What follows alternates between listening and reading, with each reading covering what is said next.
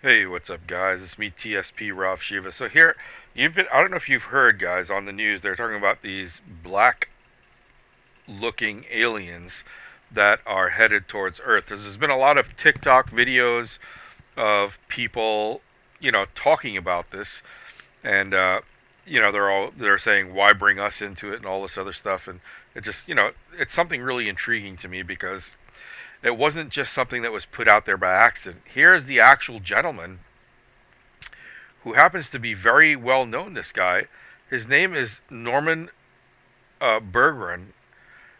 Dr. Norman Berggren holds a mechanical engineering degree from Cornell University.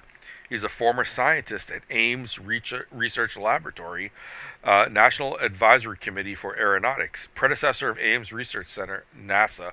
So if you know anything about this, Ames Research is extremely well known within the rocket community, and also worked for Lockheed Missiles and Space Company. Now it's Lockheed Martin.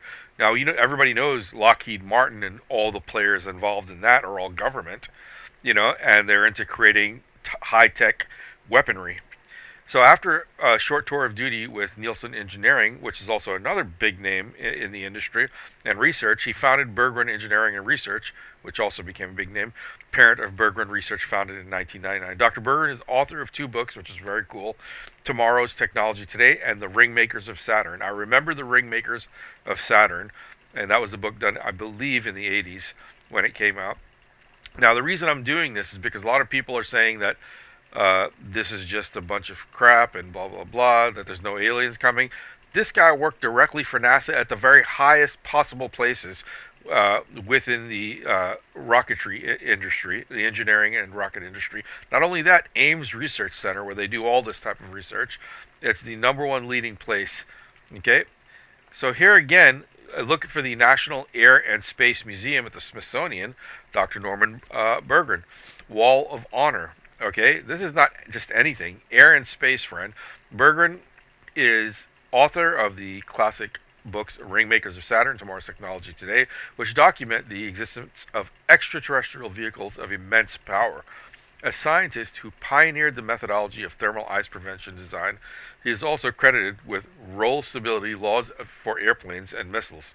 Berggren was manager of test planning and analysis for the Polaris underwater launch missile system and evaluated satellite system applications, also a director of information systems. He founded his own company in 1971 and is cited in the Who's Who in the World and other reference works. So this guy is not a joke, guys, is what I'm trying to tell you.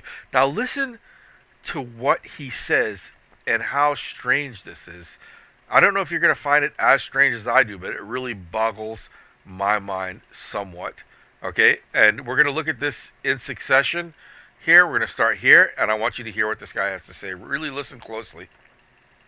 Let's hope the sound is working. Okay, but if there are craft, there are beings. Okay, people have asked me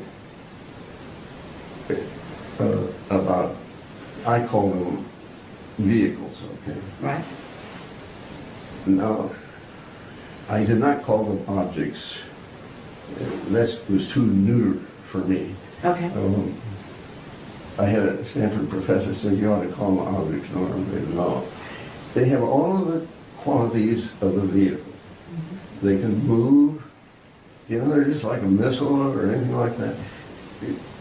So that much we can say about them, for sure.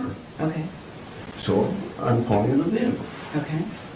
Okay, somebody comes along and says, well, now where would you manufacture one that's 2.5 Earth lengths long? And that's a hard question to answer.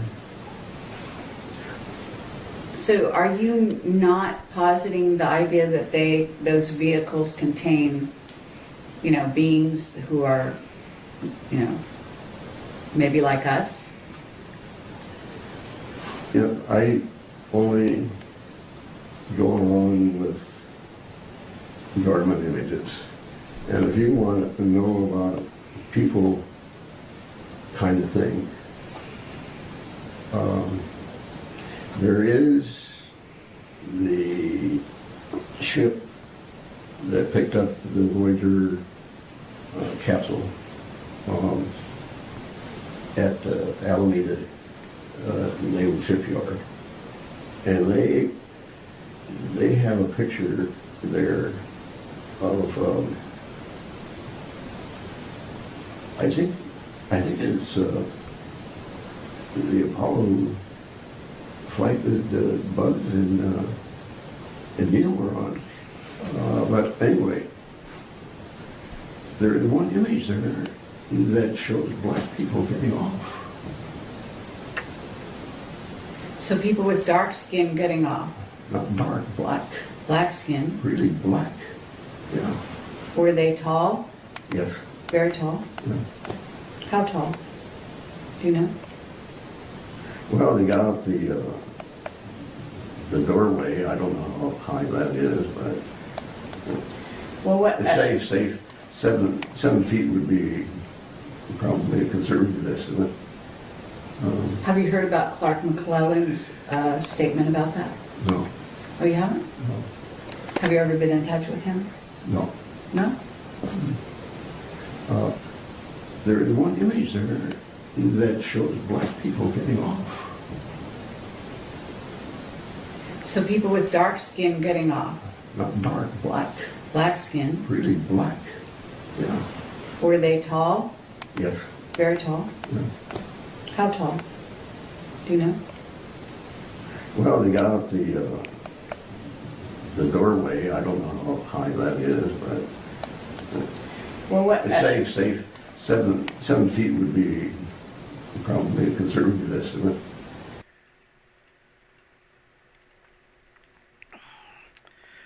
So guys, I'm definitely going to get the full link of this as well, and I'm going to break it down a bit. I'm definitely very interested in what's going on here, and like I said, there's a lot of people making TikToks about this. Let me show you the TikToks. Hold on.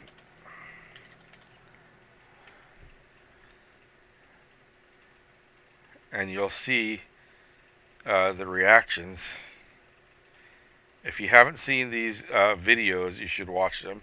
They're really interesting to see how African Americans are reacting to this. Listen to this. Oh, wait, I thought that they said that the What the hell is going on this planet? So according to NASA, the aliens that's supposed to be coming here in November have a strong resemblance to us. The aggressive aliens that's on their way to Earth that's supposed to get here in November resemble African American people. And they're saying they're around 7 feet tall. And if that's the case, we already know why they're aggressive. We already know what they're coming back here for. Earlier this summer, the Pentagon said that the Anunnaki will be back here in the next 2 years. And So first, let me just tell you guys, I don't believe everything everyone is saying. I don't believe that they're going to come back here to smite the white man and all these things. I do believe that if they are of our ancestry in some way, and we have similar DNA, that maybe they're coming back to enlighten us in some way. Let's hope.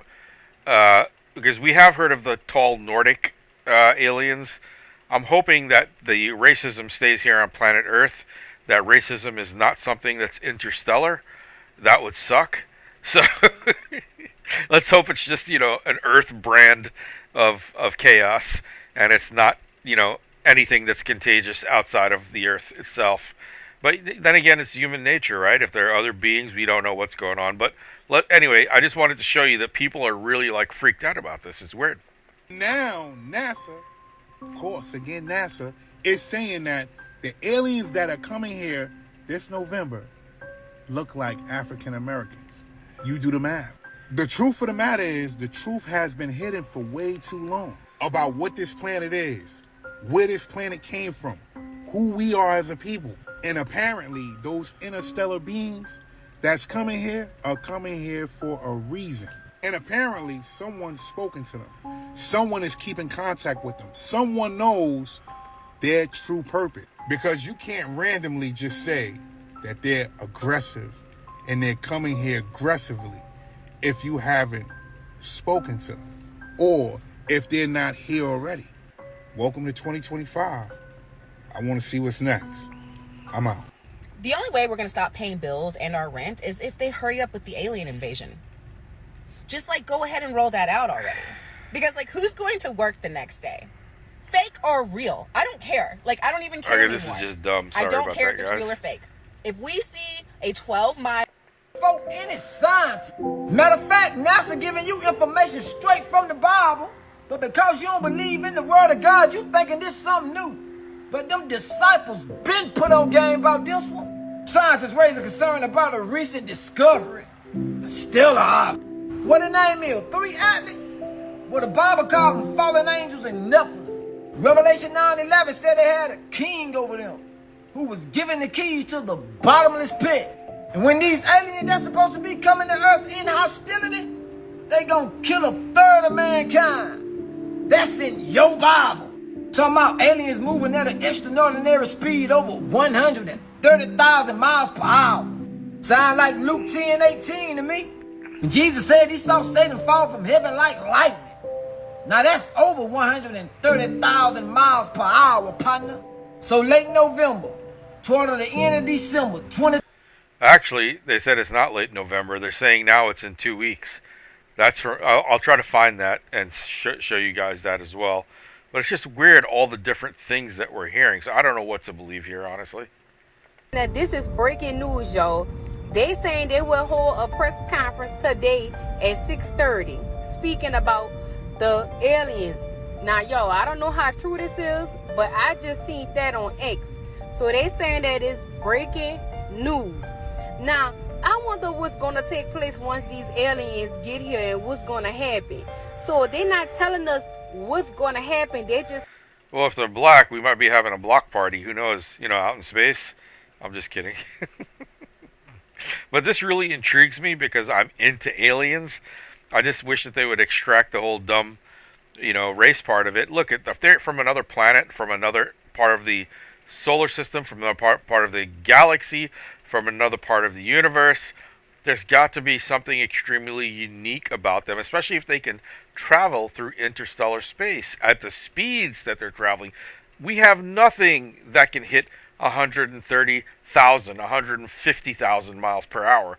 That is so fast. And this thing is enormous. It's the size of New York City. So you're talking about a city-sized object traveling at 150,000 miles per hour.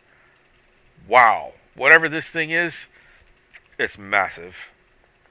saying alien invasion in November, but they're saying the aliens is going to be here a little sooner than November. So y'all let me know what y'all think about this. Now y'all, this is breaking news. According to NASA, they just said the aliens that's supposed to come in here in November resemble African Americans. Allegedly. Hell no. And they said that they supposed to be 7 foot tall. The fuck? If that's the case, we already know why they coming back here for. I just hope they ass don't be aggressive though. Yo, bro, you me, I'm you. Remember this summer, the Pentagon said that the Anunnaki would be back in the next 2 years. And then boom, now NASA saying they look like African Americans. It's a lot of truth that's gonna come out. There's a lot of truth that's been hidden. About who we are as a people, what this planet is, where this shit come from, why I couldn't be 7 foot. What y'all niggas putting me out, y'all stopped my shit from being 7 foot. I could have went to the league, bitch. And apparently somebody got to be in communication with them, y'all. I just don't understand. How do you know when these people about to be aggressive? Y'all say they coming in 2 years. The fuck they booked a vacation? Well, like I showed you, if you look at Dr. Bergeron, he was white. He was the head of his department and even has his own founding of his own company within the company itself, Lockheed Martin. All these names that they have that work in the highest levels of weaponry in the United States, this man worked for them. And he even said, and you could see how honest he was in the way he was saying they were dark skinned. No, they were black, like Nubian black. And this is really interesting to me because there's also, in the full video, he goes on to say that they don't look like meek or like the Greys, or mild. They look like warriors that have never seen defeat. The way they walk, the way they talk, the way they act, the way they behave were like triumphant warriors, which is pretty damn scary in the sense because we don't know what to expect. Are y'all talking to them and they own that or something? I don't know. How do y'all do they talk like us? I'm just saying, somebody got to know their true purpose. Because how can you just randomly just say this, that they going to be aggressive? How do they know? Or what if they here already? Or what if they're in the Pentagon NASA? So whoever's losing this galactic war just called in some backup, because 3iAtlas is looking more like a mothership instead of a comet right now. There's an astrophysicist at Harvard that said that there's a mothership on the way in November, and it's coming to kill us all. It's coming to save us. He said this object is 12 miles long.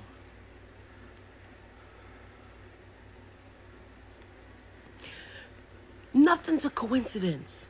Nothing's a coincidence. Whoever's been losing the battle up there called in reinforcements.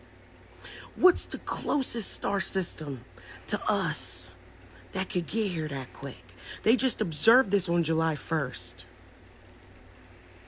And it's on the way. It'll be here in November.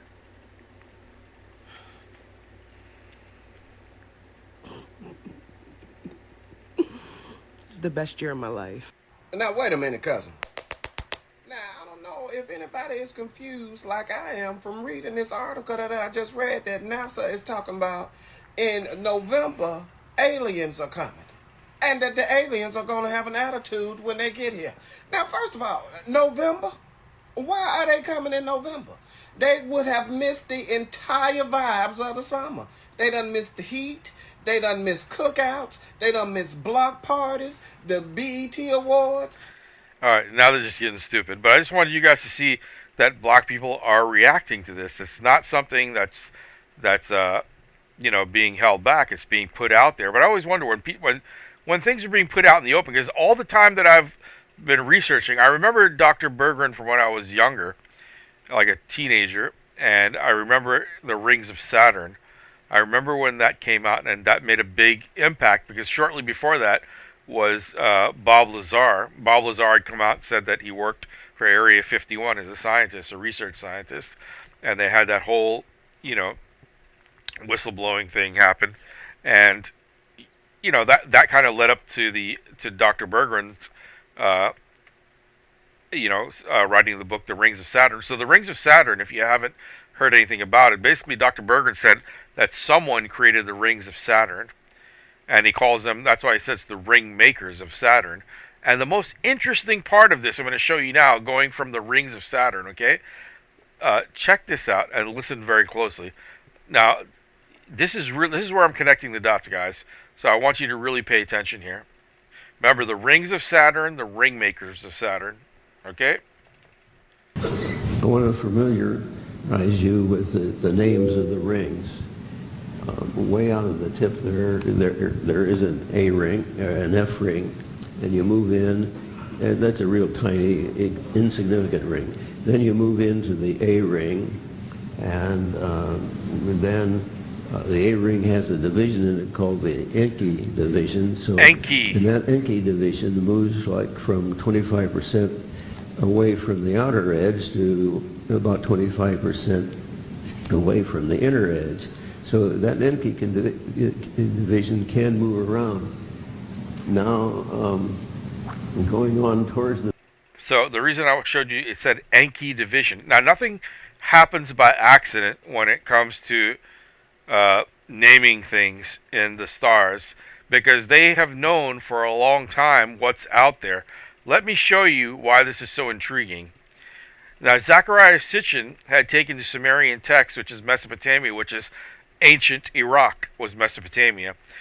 When Zecharia Sitchin took the cuneiform language and started deciphering it, this is what he found, which is really interesting.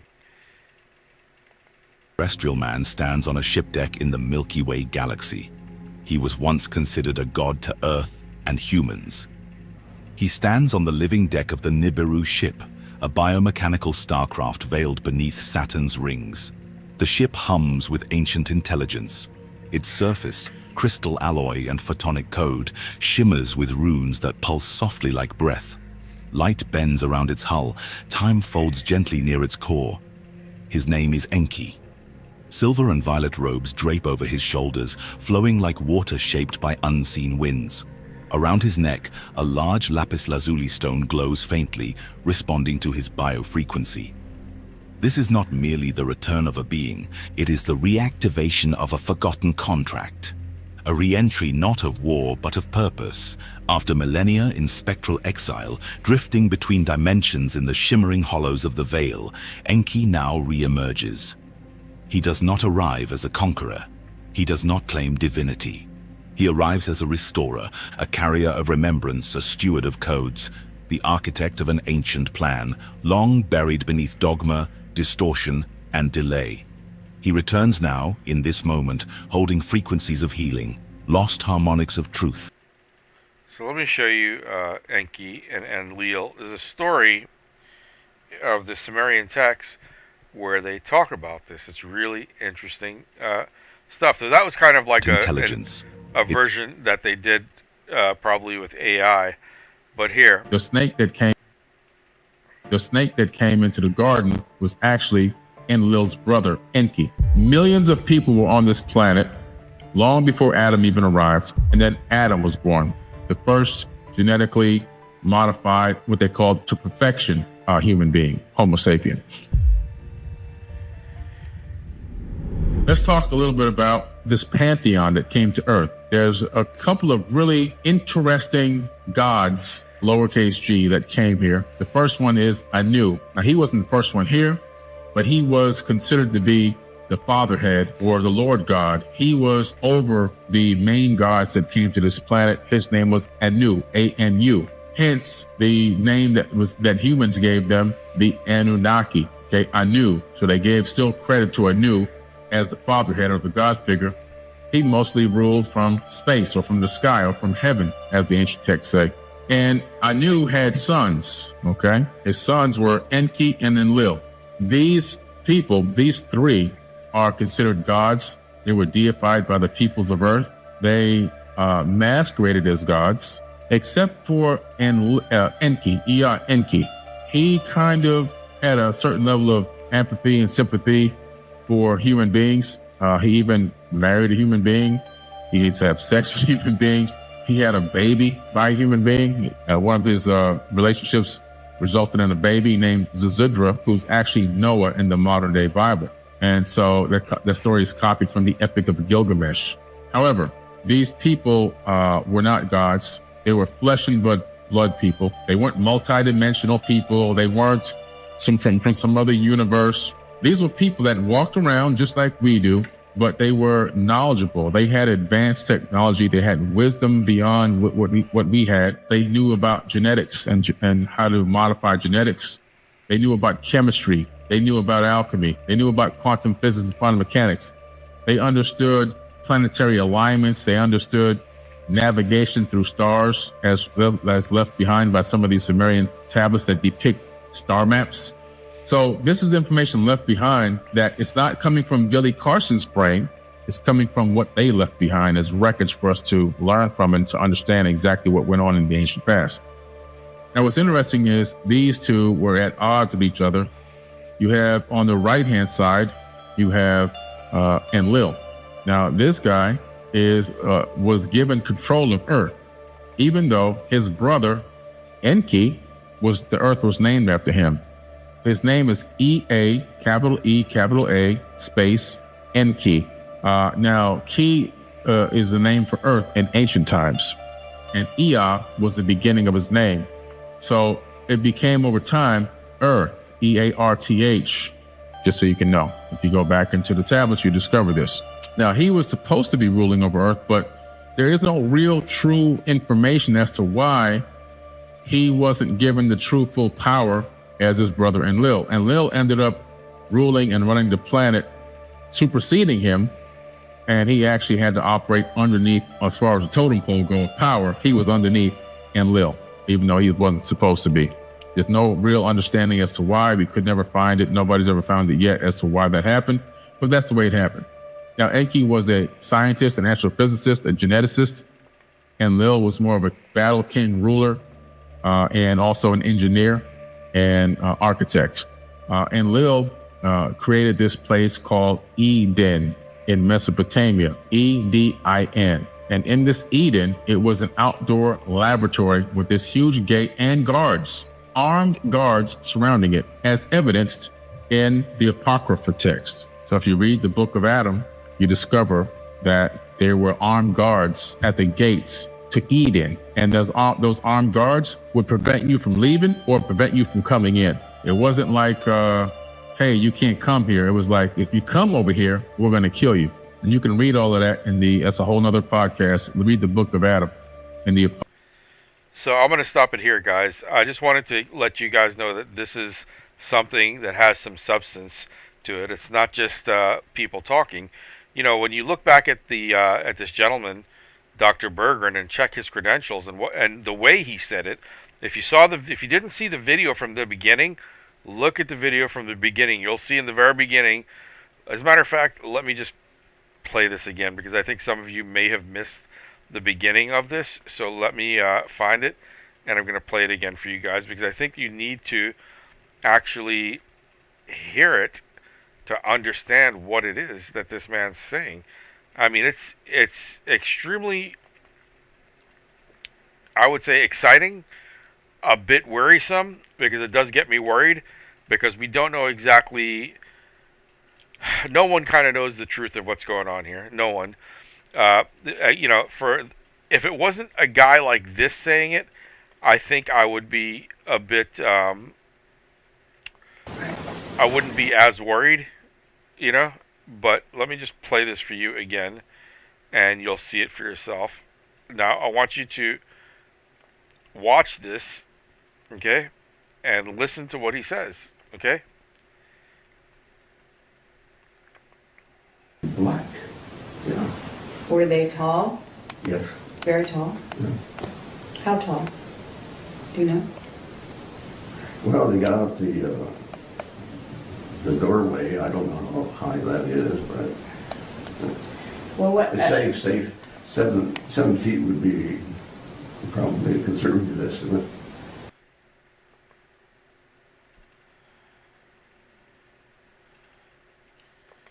Dark black.